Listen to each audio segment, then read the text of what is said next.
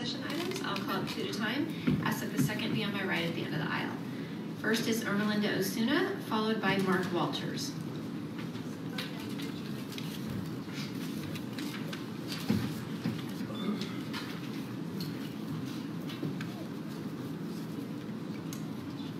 Good evening, buenas tardes, happy People's Indigenous Day. And my name is Ermelinda Osuna. I'm a 16-year resident of Upland. And I'm here because I am deeply concerned about James Markman's poor performance as our city attorney and respectfully ask for his termination. In my short 2 years of local politics and attending city meetings, I have watched Mr. Markman consistently provide poor and bare minimum legal advice, resulting in cutting the public out of the process. For example, in the case of the Cabrillo Park last year, I was shocked that the city did not do its due diligence to properly engage with the community in such a large proposal to sell the park. The same thing occurred with the illegal Memorial Parkland sale. Like Cabrillo, that sale was put on the city agenda with only a street address listed, not the name of the park. How do you expect our hardworking citizens to follow local politics when information is kept under wraps? Thankfully, we have vigilant members in our community who care about our public parks and raise the alarm. I have also observed that Mr. Markman is doing a disservice to us and our elected leaders when we cannot understand half of what he says. We need a city attorney that will offer a range of options that we, the public, can comprehend, not confuse our council with cryptic legal jargon. In other words, the city attorney should help our elected leaders make well-informed decisions that is both legal and right for the community. In contrast, Mr. Markman skirted state laws for the illegal Memorial Parkland sale. If he followed state laws, it would have allowed for public engagement. Instead, Mr. Markman submitted a judicial validation action. Translation, he sued the citizens. And that was simply unacceptable. Thankfully, this lawsuit was thrown out of court, yet let us remember that the litigation costs are being paid for by, you guessed it, Upland taxpayers. Keep in mind that the contract to sell Memorial Parkland was so poorly written and skewed in the hospital's favor that Mr. Markman did not even have the foresight to ask the hospital to cover the core validation expense. So bottom line is that Mr. Markman is shutting down our democratic process, and he must go. Thank you for your time. After Mr. Walters is Cindy Phillips. Good evening, City Council. I too am here to discuss the elimination of Mr. Markman. My name is Mark Walters, member of the Upland Coalition of Concerned Citizens and resident of Upland for 5 years. I'm asking that you go out to bid for a new city attorney. I'm here because I'm deeply concerned about how James Markman has consistently provided advice to cut the public out of the process.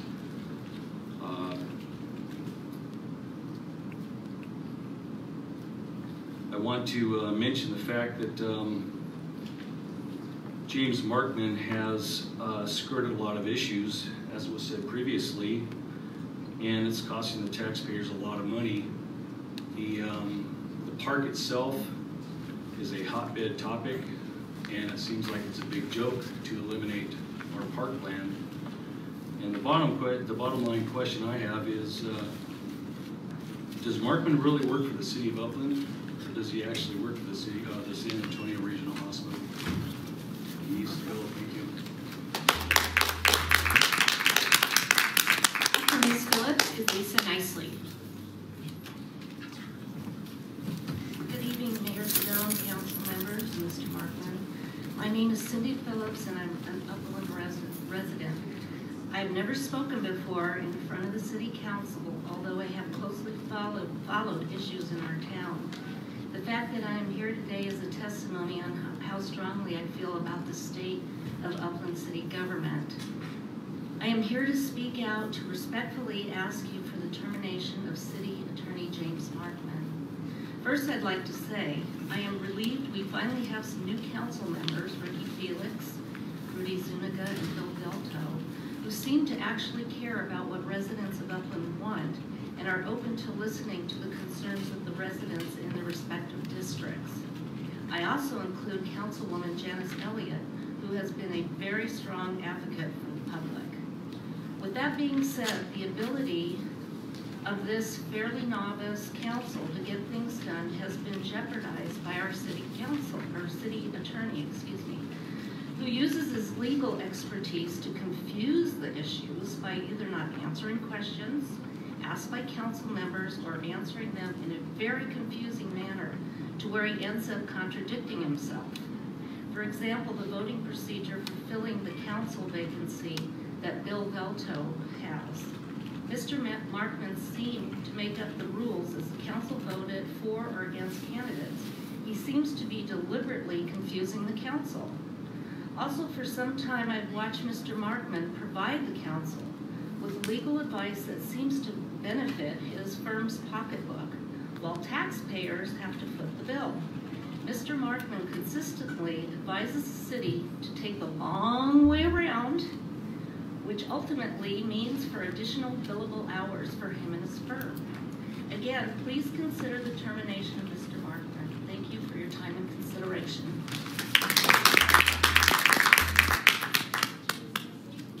After Ms. Nicely is Marjorie Michaels.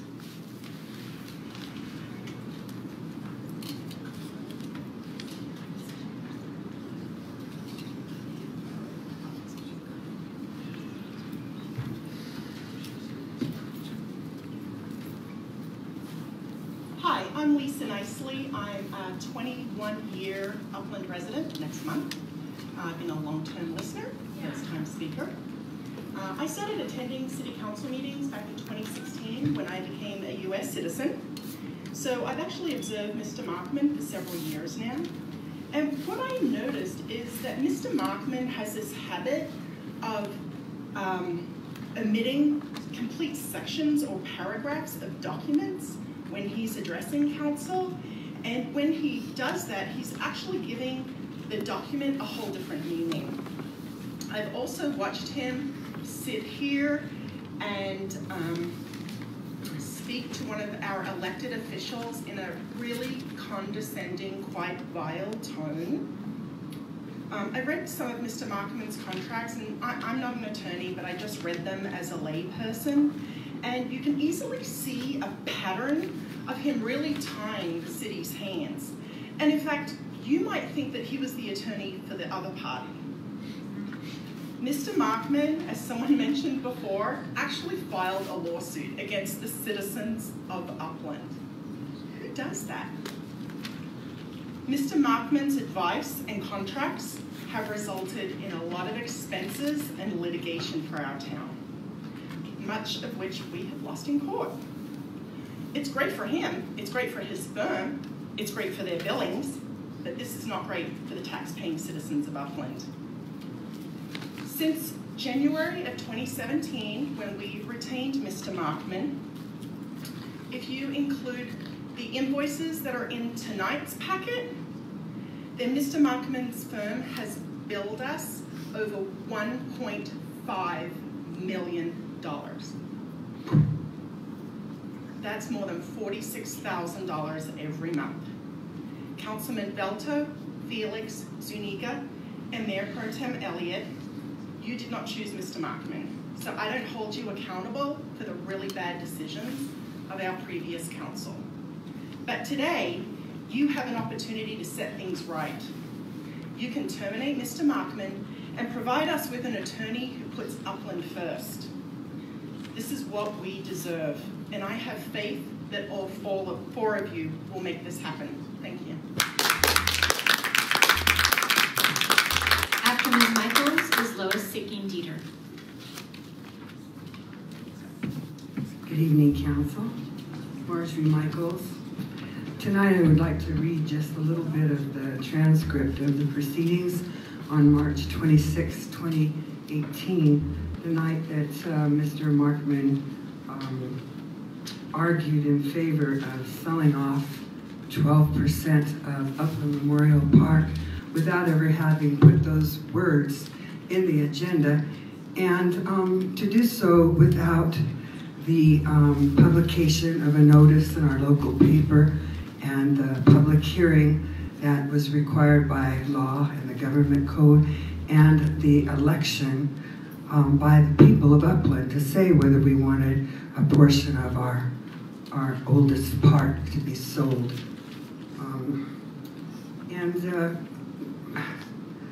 Miss Janice was just right on that night. She'd obviously done her homework, and she asked some good questions, you know. And she said, so how much money are we talking about here for the validation action? Because Mr. Markman said, we're going to go this validation way.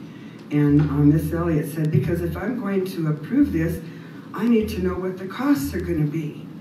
And Mr. Markman said, well, I'm not going to predict the cost because I don't know if it'll be contested. If it's not contested, it's not going to be a high level of cost, probably less than $20,000. If it's contested and it goes up on a bill, well, I don't know. I can't predict when third parties control that. I can tell you that the hospital, the applicant for the planning process, the hospital, you know, they will have to pay for the EIR and all the related planning costs, just as any applicant would. So that part would not come in, but he went on to say that they don't have to pay anything for this validation action. And then Ms. Elliott later on, is there a possibility this judicial validation action could run to say 20,000 or 30,000, 50,000, 100,000? Mr. Markman, well, I'm sure there is. Correct, there's always a possibility. So I guess tonight I'd like to know, when you took that validation action up instead of following the government code, and the court threw it out as being wasn't even under its jurisdiction, how much did your firm charge the city of Upland for attorney's fees?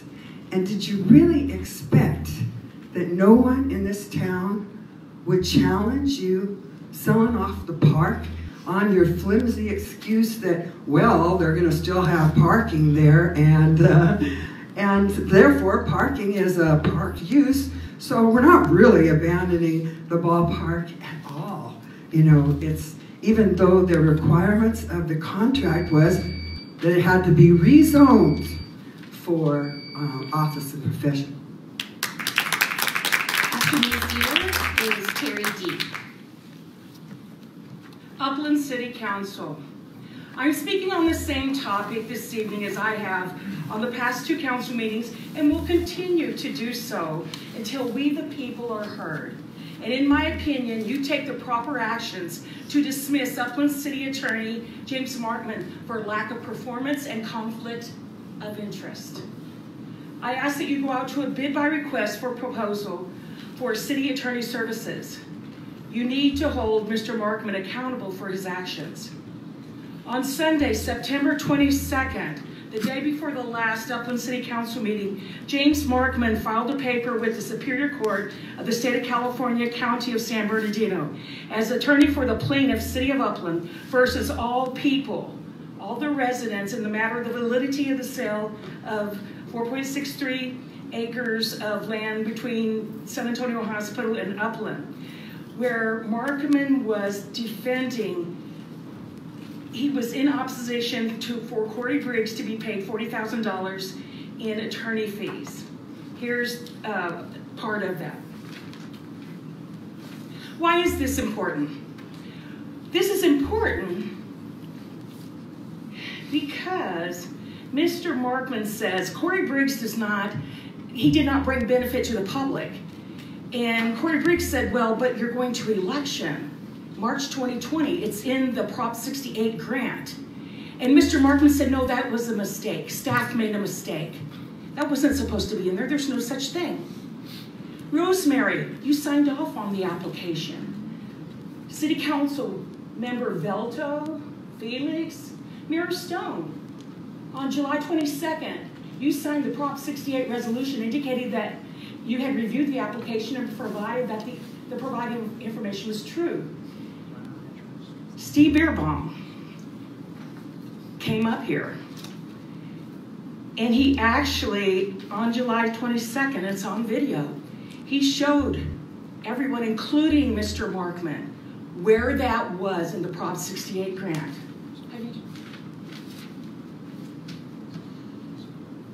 And it says very clearly that the sale of the park was up for election in March 2020.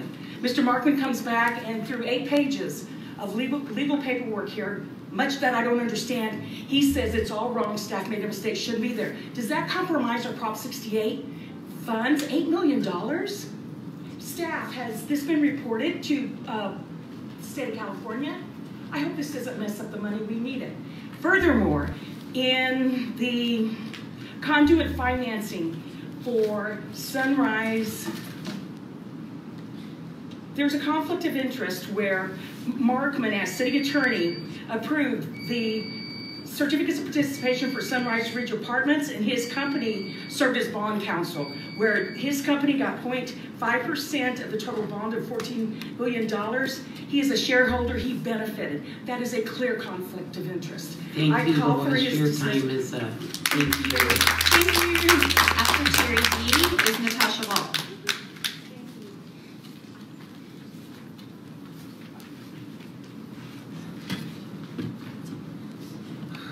Hi, I'm Terry D, and I have my helper with me here in case I can't make it through my whole speech. But I'm here to demand the termination of James Markman and ask that you go out to bid for the legal counsel. Put your mouth right to the mic. Over the years, I have watched as Markman has provided counsel with legal advice that benefits his firm's pocketbook, while the taxpayers have to foot the bill for his irresponsible advice. Markman consistently advises the city to take the long way around, which ultimately means more billable hours for his firm. How convenient for him. He has also lost cases for Upland, but this still benefits his bottom line. Many of you ran because you came from districts frustrated by the running of city politics by an elite group who operated behind closed doors. Let us remember that Markman is part of the problem. He was brought by Marty Thuvenal without any other request for proposals for alternate legal counsel. It is time for him to go, and time for this council to go out bid for a new city attorney who is willing to provide advice that is not self-serving and that does not seek out to cut public concerns out of the process. Council members, we are watching you and ask that you hold James Markman accountable for his costly, erroneous, self-serving advice. Thank you very much. Terry, in the future, you can't bring people up to talk for you. You either have to do it or we can't have someone else speaking for you. They've already had their 3 minutes, so thank you very much. But I thought that if there was an issue, that me, the individual, needed to make arrangements so that I could have my 3 minutes to speak. She has a disability. I understand that, and that's why I'm being respectful and I allowed it to happen this evening. But we have to do this for everyone then. That's right. And Disability. all right, your time is up. Thank you. Go ahead, Natasha. After Ms. Walton is Steve Beerbaum. Good evening, City Council. That's a little discouraging because my husband had a stroke, and that is really frustrating to hear that you won't let somebody else speak for somebody else. And one of the reasons why he doesn't come up here is because he doesn't trust that that might happen. He's doing better, so that's a good thing. So many of you have met him. Anyway, unfortunately, I'm going to talk also about Markman. I'm sorry you're having such a, not such a good evening here, but that's kind of the way it works with work. Sometimes it's not the job that's right for you. So, not everybody has the right job, but that can always change. You can find something else better, I hope. Anyway, please, City Council, please ask why City Attorney Markman did not make sure that the contract for the Memorial Park did not allow Upland City to be able to back out the 3/26/2018 Memorial Park land sale agreement, when the contract actually allowed San Antonio Regional Hospital to back out of the sale agreement. if any one of 7 conditions had not been met. Here's the page 8 of the actual contract.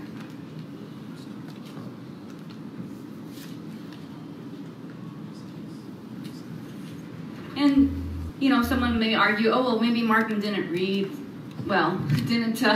write the contract, but I sure hope he read it. And he could have alerted the city council at the time that, hey, you know, this is a little lopsided of a contract here. Maybe we should give ourselves an out just in case something happens. Something happens that doesn't work out, like, for example, the validation action. That did not work out. What's the city to do? They're in limbo now. There's always a possibility that that could not have worked out. You should have given the city an out. If this didn't work out, hey, everything goes back to the drawing board, and maybe we don't want to do this contract after all. Maybe we need to do an election. Maybe we need to do other things. And those options were not given to anybody in the city. The hospital can get out pretty much with any kind of 7 different contingencies here, 7 different conditions that aren't met. So please, for this and other reasons that people have mentioned, please dismiss Mr. Markman. I'm really sorry, but that's the way life is sometimes. And I wish you the best if that's what happens. And if that doesn't happen, please interpret the law correctly. Please follow the law correctly. This is what we expect of you. Please advise the council correctly. Thank you very much.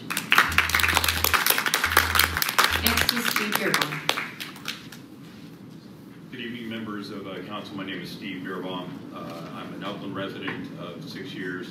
I stand before you, and anything that I say this evening will be my opinion only. It will not be representative of any person within the city, staff, or any group. The Memorial Park issue is the largest issue that is concerning Mr. Markman's firm and some of the inappropriateness of the way it's been handled. A few things that may not have been mentioned, at least haven't been mentioned tonight, was the $10,000 parking agreement that had previously been agreed to by Mr. Markman and Marty Thubenall. And it was actually a really good agreement. $10,000 per month that the city was going to net as rent from San Antonio Hospital for the parking area along San Bernardino. Beautiful, lovely, that's income, that's revenues. Unfortunately, that was suspended once the contract with San Antonio Heights, pending sale, was initiated. That suspended. So the way we've calculated, I'll say me, because I want to speak for myself, so far we've lost approximately $190,000 in revenue to this city. $190,000 revenue. So that in itself is unacceptable. And a man should not be judged in his career in the city by one issue.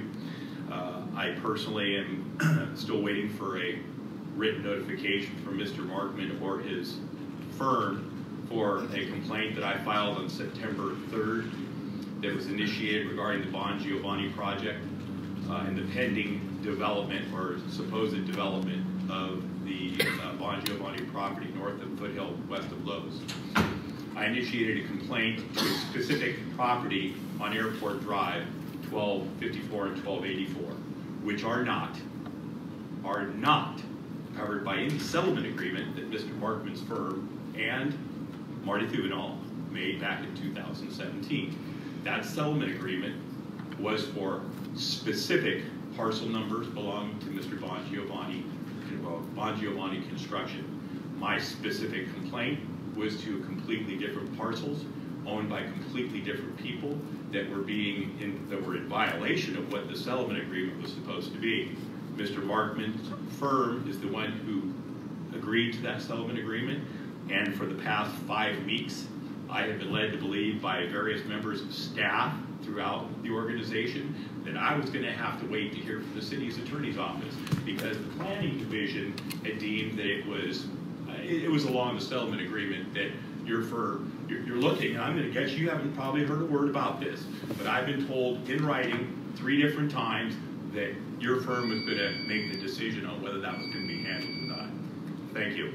We don't have any additional cards. I'd like to take a minute, just a minute. I'm not going to try to. Well, first of all, I'm I love the law firm I'm in. It's been in this business 60 years, 65 years. We have a reputation to maintain. I have a reputation to maintain.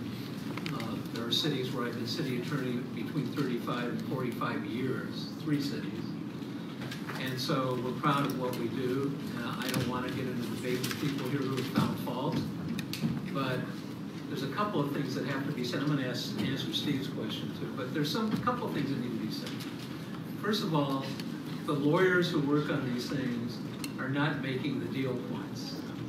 We're not negotiating monetary terms.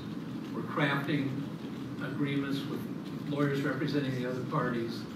The management, whoever's negotiated the deal points, take them to the council. Every one of these deal points you've heard about tonight was approved by the original council. Janice asked some interesting questions, and I answered them by saying the reason for the validation action is to try to buy insurance and get an early decision on the necessity of an election or not, whether that's an abandonment of the park or not. Didn't work out. The court didn't agree that the court could do that, so that question remains open. But we didn't negotiate deal points. People are kind of confused about that. And what we've done in that contract, particularly for everybody who's upset with the contract who hasn't left, the contract has, and I very carefully put a veto in the hands of the city that that project could not be implemented without the city council approving a land use zone change. You can't contract away the city's zoning power. That was the ultimate veto and stopgap. So the hospital may be sitting there trying to decide what to do because other conditions which protected the hospital have failed. But on the other hand, the city never has to approve that project. And I knew it would be in front of at least 2 city councils when the time it was negotiated. So the city is protected. The city is not in peril for that contract ever being pushed forward by the hospital without the consent of the city. So things like conflicts of interest, and it's great to get on one side of a public issue. I'm all for that. This is a great example of democracy. I'll sit here and take whatever lumps people want to give me. That's part of the process. But it doesn't have to be personalized to the point where you're criticizing with a very, very distant look somebody's performance professionally. And so I don't agree with any professional deficiency, whether it's a good agreement or not. The risk of the validation action wasn't to sue the city, it was to try to eliminate or get the court to decide the risk presented by a potential election being asserted early so that the project would go on or not go on. As far as the monetary terms are concerned, the hospital was putting up $4.2 million and about $150,000 at the time of projected processing costs. Didn't even ask for a fee waiver or anything from the city. Those are the deal points that the city manager took to the city council and got approved by the city council. The risk, the validation action was all disclosed, and the option to go forward or not go forward, or go forward without that or not, was in the hands of the council. So I don't want to debate with people, and I'm also not going to apologize for the level of legal work I personally have done for cities over 50 years, and this city particularly. I am kind of fiercely loyal to the city of Upland. It would have been easy enough to just leave it. At the time there was a political change. I chose not to do that. Steve, as far as when I'm concerned with you, but the only contact I got from the staff, I sent an email and said, even if it is in the settlement agreement area, it does not excuse the violation of city performance standards, air pollution, or other requirements. And so I wasn't sure I wasn't informed which property it was, but that settlement agreement doesn't excuse code violations, and that was my response, which I guess didn't get relayed to you. But that's all I want to say. It doesn't feel good, but I do appreciate the fact that people came out here and said what they had to say. Thank you, Mr. Markman. All right, we will now recess into closed session.